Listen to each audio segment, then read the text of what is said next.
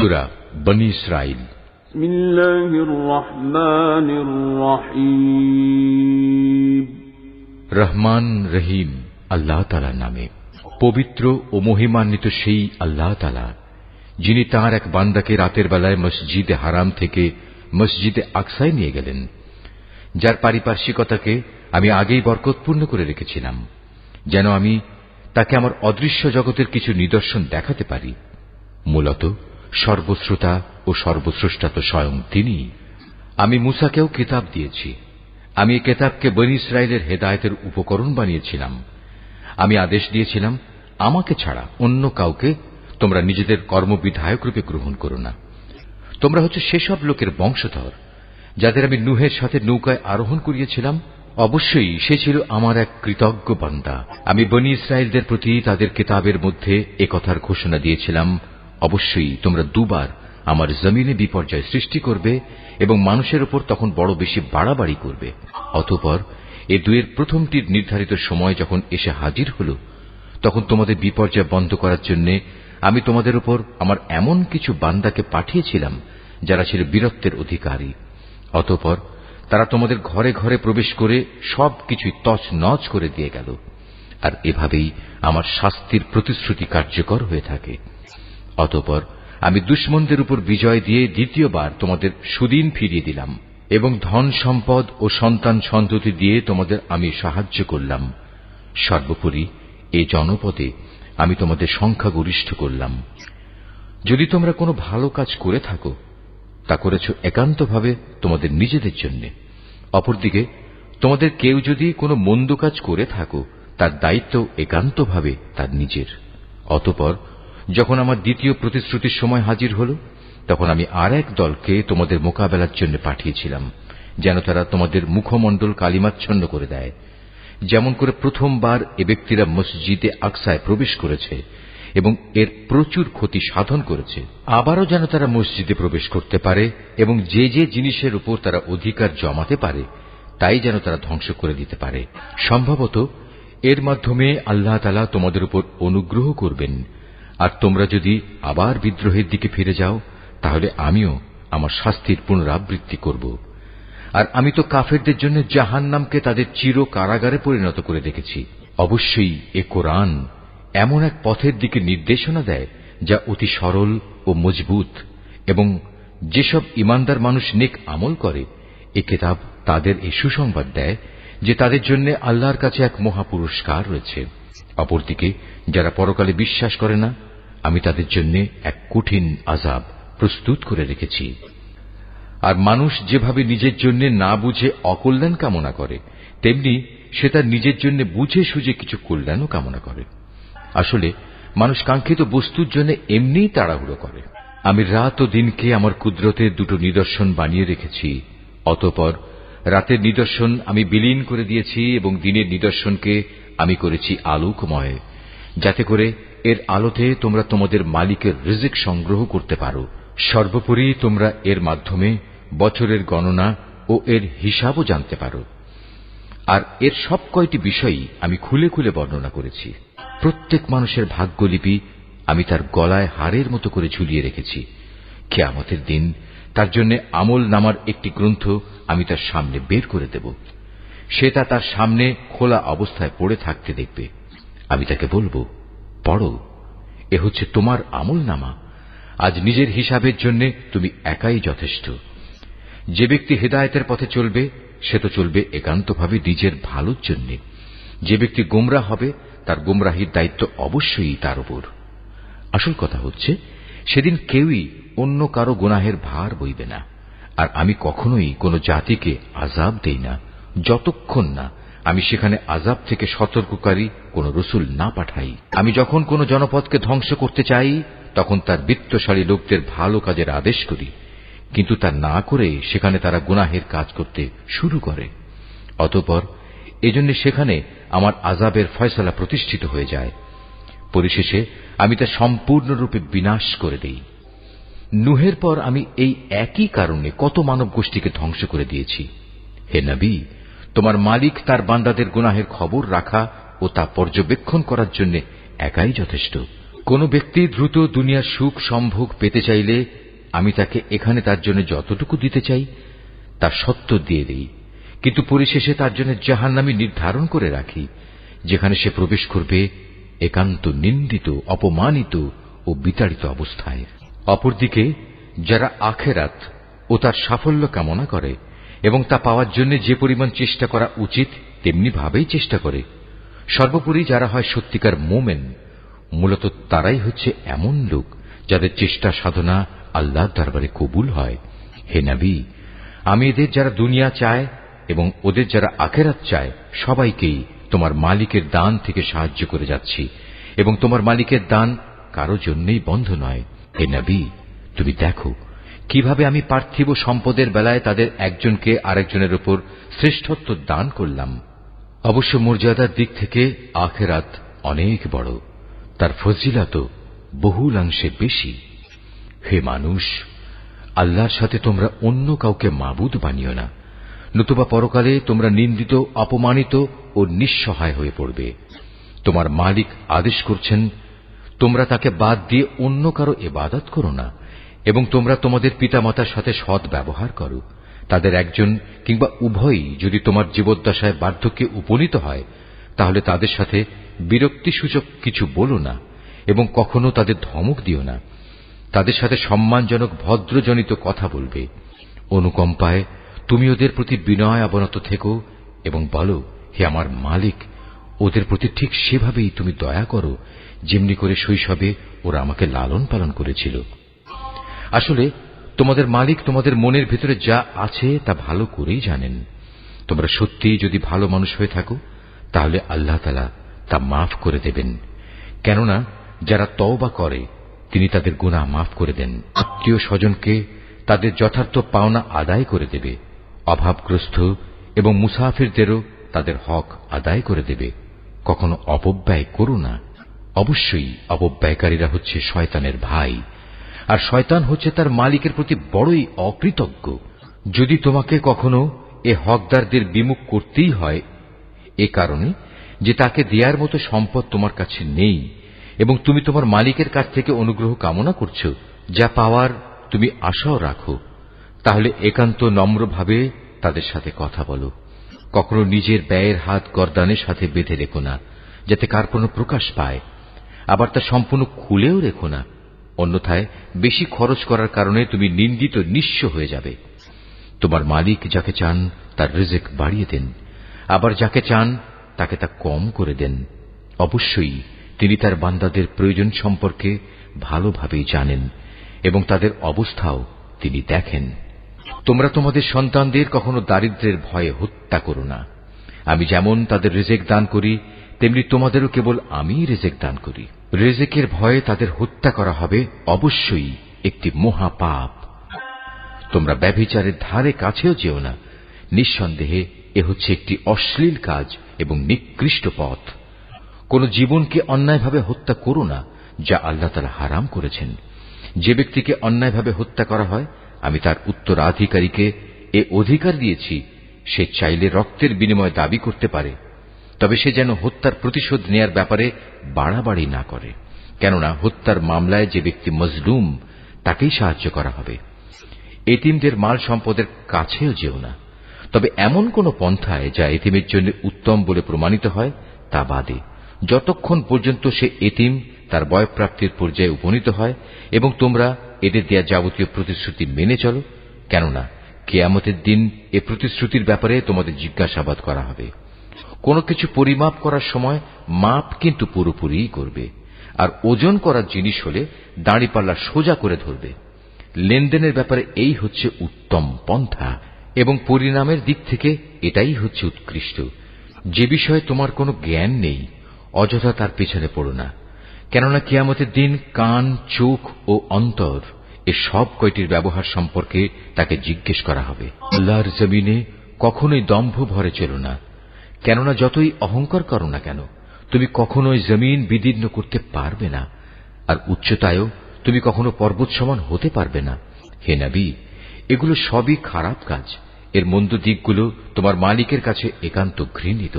তোমার মালিক ওহির মাধ্যমে যে প্রজ্ঞা দান করেছেন এ হচ্ছে তার অন্তর্ভুক্ত, যা তোমার মালিক ওহির মাধ্যমে তোমার কাছে পাঠিয়েছেন।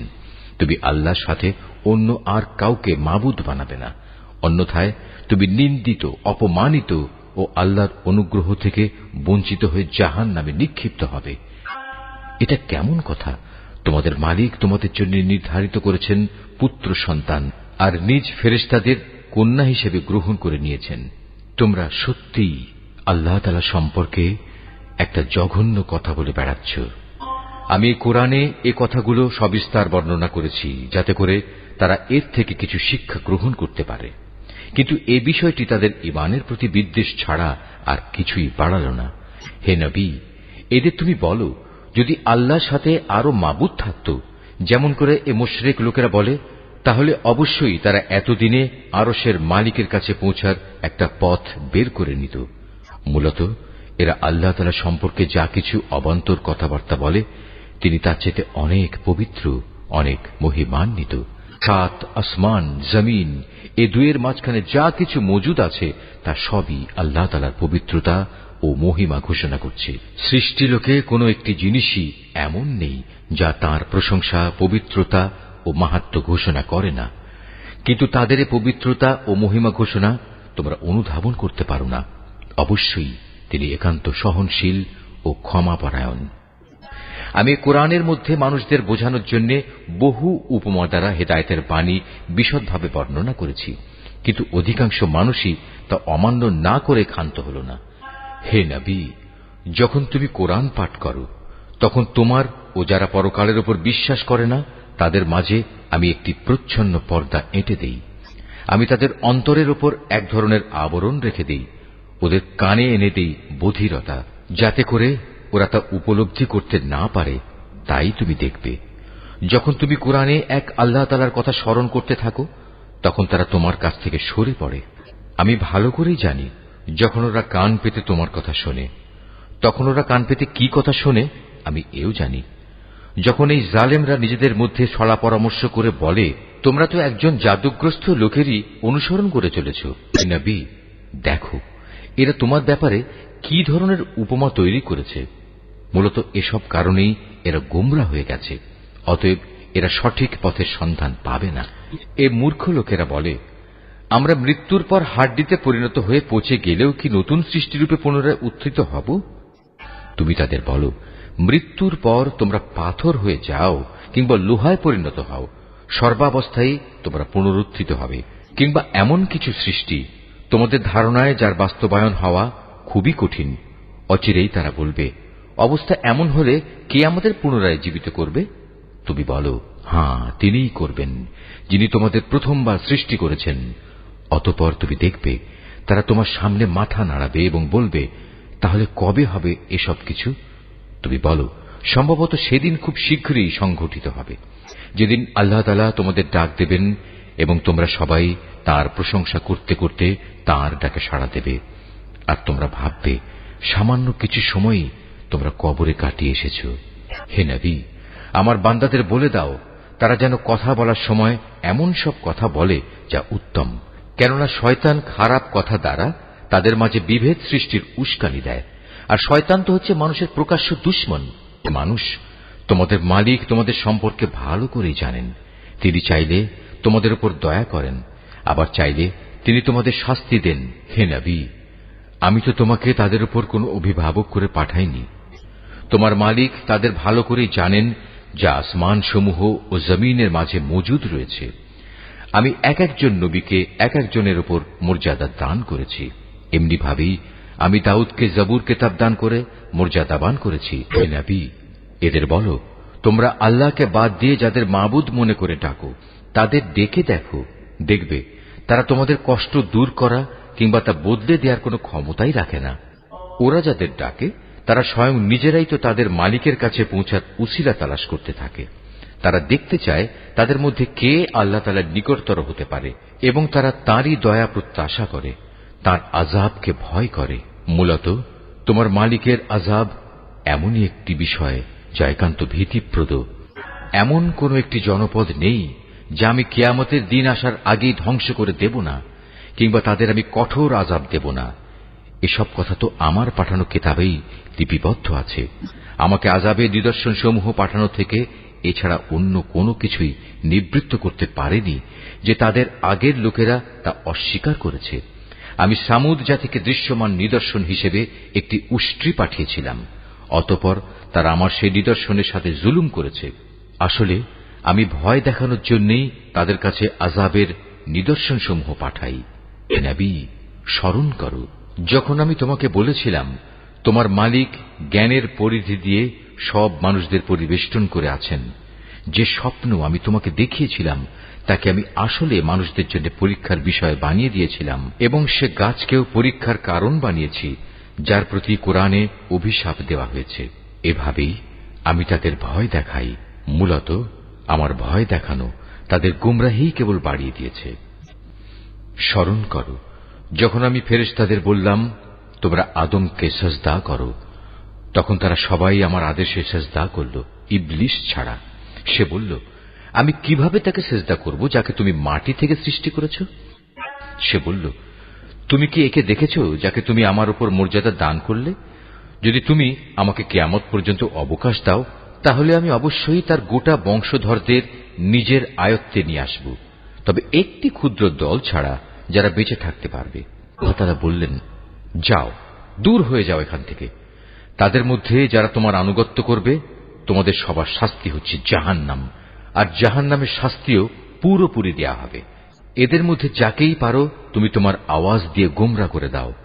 তোমার যাবতীয় অশ্বারোহী ও পদাতিক বাহিনী নিয়ে তাদের উপর গিয়ে চড়াও হও। ধন সম্পদ ও সন্তান সন্ততিতে তুমি তাদের সাথী হয়ে যাও এবং যত পারো তাদের মিথ্যা প্রতিশ্রুতি দিতে থাকো। আর শয়তান তাদের যে প্রতিশ্রুতি দেয় তা প্রতারণা ছাড়া আর কিছুই নয়। নিঃসন্দেহে যারা আমার খাস বান্দা তাদের উপর তোমার কোনো ক্ষমতা চলবে না। হে নবী, তোমার মালিক অবশ্যই তাদের কর্মবিধায়ক হিসেবে যথেষ্ট। হে মানুষ, তোমাদের মালিক তো হচ্ছেন তিনি যিনি তোমাদের জন্য সমুদ্রে জলযান পরিচালনা করেন, যাতে করে তোমরা জলে স্থলে তাঁর প্রদত্ত রিজিক তালাশ করতে পারো। নিশ্চয়ই তিনি তোমাদের উপর পরম দয়ালু। আর উত্তাল সমুদ্রের মধ্যে যখন তোমাদের উপর কোনো বিপদ মুসিবত আপতিত হয় তখন আল্লাহ তাআলাকে বাদ দিয়ে ইতিপূর্বে তোমরা যাদের ডাকতে তারা সবাই তোমাদের মন থেকে হারিয়ে যায়, এবং ডাকার জন্য এক আল্লাহই সেখানে বাকি থেকে যান। অতঃপর তিনি যখন তোমাদের স্থলে এনে বিপদ থেকে উদ্ধার করেন তখনই তোমরা তাঁর থেকে মুখ ফিরিয়ে নাও। আসলে মানুষ হচ্ছে নেহায়েত অকৃতজ্ঞ। তোমরা কি করে নিশ্চিত হয়ে গেছো তিনি তোমাদের স্থলে এনে এর কোথাও তোমাদের গেড়ে দেবেন না, অথবা তোমাদের উপর মরণমুখী কোনো ধূলিঝড় নাজিল করবেন না? এমন অবস্থা যখন আসবে তখন তোমরা কোনো অভিভাবকও পাবে না, অথবা তোমরা এ ব্যাপারেও কি নিশ্চিত হয়ে গেছো যে তিনি পুনরায় তোমাদের সেই সমুদ্রে নিয়ে যাবেন না, এবং স্থলে এসে যে আচরণ তোমরা তার সাথে করেছো তোমাদের সেই অকৃতজ্ঞতার শাস্তিস্বরূপ তিনি অতঃপর তোমাদের উপর প্রচন্ড ঝড় পাঠাবেন না এবং তোমাদের উত্তাল সমুদ্রে ডুবিয়ে দেবেন না? আর এমন অবস্থা দেখা দিলে তোমাদের জন্য সেদিন আমার বিরুদ্ধে কোনো সাহায্যকারী পাবে না। আমি অবশ্যই আদম সন্তানদের মর্যাদা দান করেছি। স্থলে ও সমুদ্রে আমি ওদের চলাচলের বাহন দিয়েছি এবং তাদের পবিত্র জিনিসসমূহ দিয়ে আমি রিজিক দান করেছি। অতঃপর আমি অন্য যত কিছু সৃষ্টি করেছি তার অধিকাংশের উপরই আমি তাদের শ্রেষ্ঠত্ব দান করেছি। যেদিন আমি প্রত্যেক জাতিকে তাদের নেতাদের সাথে ডাকব, সেদিন যাদের আমলনামা তাদের ডান হাতে দেয়া হবে তারা খুশি হয়ে তা পড়তে শুরু করবে। তাদের উপর সেদিন বিন্দু মাত্র জুলুম করা হবে না। যে ব্যক্তি জেনে বুঝে এই দুনিয়ায় সত্য থেকে অন্ধ হয়ে থেকেছে, পরকালেও সে আল্লাহর নেয়ামত থেকে অন্ধ থেকে যাবে এবং হেদায়েত থেকেও সে হবে পথহারা। হে নবী, আমি তোমার প্রতি যে ওহী পাঠিয়েছি তার প্রচার ও প্রতিষ্ঠা থেকে তোমার পদস্খলন ঘটাবার ব্যাপারে এরা কোনো প্রকার চেষ্টা থেকেই বিরত থাকেনি, যাতে করে তুমি ওহীর বদলে আমার সম্পর্কে কিছু মিথ্যা কথা বানাতে শুরু করো। যদি তেমন কিছু করতে তাহলে এরা তোমাকে তাদের ঘনিষ্ঠ বন্ধু বানিয়ে দিত। যদি আমি তোমাকে তখন অবিচল না রাখতাম তাহলে তুমি অবশ্যই তাদের দিকে সামান্য কিছুটা হলেও ঝুঁকে পড়তে। আর এমনটি যদি হতো তাহলে এ জীবনে যেমন আমি তোমাকে দ্বিগুণ শাস্তি আস্বাদন করাতাম, তেমনি মৃত্যু পরবর্তী কালেও আমি তোমাকে দ্বিগুণ শাস্তি আস্বাদন করাতাম। তুমি আমার বিরুদ্ধে তখন কোনোই সাহায্যকারী পেতে না। হে নবী, এরা এ ব্যাপারেও কোনো চেষ্টা ত্রুটি করেনি যে তোমাকে এ ভূখণ্ড থেকে উৎখাত করে এর বাইরে কোথাও ফেলে দেবে। যদি তেমনটি হতো তাহলে তোমার পরে তারা নিজেরাও সেখানে সামান্য কিছুক্ষণই মাত্র টিকে থাকতে পারত। তোমার আগে আমি যত নবী রসুল পাঠিয়েছিলাম তাদের ব্যাপারে এই ছিল আমার নিয়ম, আর তুমি আমার সে নিয়মের কখনো রদবদল দেখতে পাবে না। হে নবী, সূর্য ঢলে যাওয়ার পর থেকে রাতের অন্ধকার পর্যন্ত সময়ের ভেতর নামাজ প্রতিষ্ঠা করবে এবং ফজরের সময় কোরআন তেলাওয়াত জারি রাখবে। অবশ্য ফজরের কোরআন তেলাওয়াত সহজেই পরিলক্ষিত হয়। রাতের কিছু অংশে তাহাজ্জুদ নামাজ প্রতিষ্ঠা করো। এটা তোমার জন্য ফরজ নামাজের অতিরিক্ত একটা নামাজ। আশা করা যায় তোমার মালিক এর বরকত দ্বারা তোমাকে প্রশংসিত মর্যাদায় প্রতিষ্ঠিত করবেন। তুমি বলো, হে আমার মালিক, যেখানেই আমাকে নিয়ে যাও না কেন তুমি আমাকে সত্যের সাথে নিয়ে যাও, এবং যেখান থেকেই আমাকে বের করো না কেন সত্যের সাথেই বের করো, এবং তোমার কাছ থেকে আমার জন্য একটি সাহায্যকারী রাষ্ট্রশক্তি প্রদান করো। তুমি ঘোষণা দাও, সত্য এসে গেছে এবং মিথ্যা চিরতরে বিলুপ্ত হয়ে গেছে। অবশ্য মিথ্যাকে বিলুপ্ত হতেই হবে। আমি কোরআনে যা কিছু নাজিল করি তা হচ্ছে ঈমানদারদের জন্য তাদের রোগের উপশমকারী ও রহমত, কিন্তু এ সত্ত্বেও তা জালেমদের জন্য ক্ষতি ছাড়া আর কিছুই বৃদ্ধি করে না। যখন আমি মানুষদের উপর কোন রকম অনুগ্রহ করি তখন তারা কৃতজ্ঞতার বদলে আমার দিক থেকে মুখ ফিরিয়ে নেয় এবং নিজেকে দূরে সরিয়ে নিয়ে যায়। আবার যখন কোন রকম কষ্ট মুসিবত তাকে স্পর্শ করে তখন সে একেবারে নিরাশ হয়ে পড়ে। হে নবী, এতে তুমি বলো, প্রত্যেক ব্যক্তি নিজ প্রকৃতির উপর কাজ করে যাচ্ছে। অতঃপর তোমাদের মালিক ভালো করে জানেন কে সঠিক পথের উপর রয়েছে। হে নবী, এরা তোমার কাছে জানতে চায় রূহ কি জিনিস। তুমি এদের বলো, রূহ হচ্ছে আমার মালিকের আদেশ সম্পর্কিত একটি বিষয়। আসলে সৃষ্টি রহস্য সম্পর্কে তোমাদের যা কিছু জ্ঞান দেয়া হয়েছে তা নিতান্ত কম। তারপরেও আমি তোমার প্রতি যে কতটুকু ওহী পাঠিয়েছি, যদি আমি চাইতাম তা অবশ্যই তোমার উপর থেকে প্রত্যাহার করে নিতে পারতাম, আর তেমন কিছু হলে তুমি আমার মোকাবেলায় কোনোই সাহায্যকারী পেতে না। কিন্তু এটা হচ্ছে তোমার মালিকের একান্ত দয়া, এতে কোনো সন্দেহ নেই। তোমার উপর তার অনুগ্রহ অনেক বড়। তুমি তাদের এও বলো, যদি সব মানুষ ও জিন এ কাজের জন্য একত্রিত হয় যে তারা এই কোরআনের অনুরূপ কোনো কিছু বানিয়ে আনবে, তাতেও তারা এর মতো কিছু তৈরি করে আনতে পারবে না। যদিও এ ব্যাপারে তারা একে অপরের সাহায্যকারী হয়, তবুও নয়।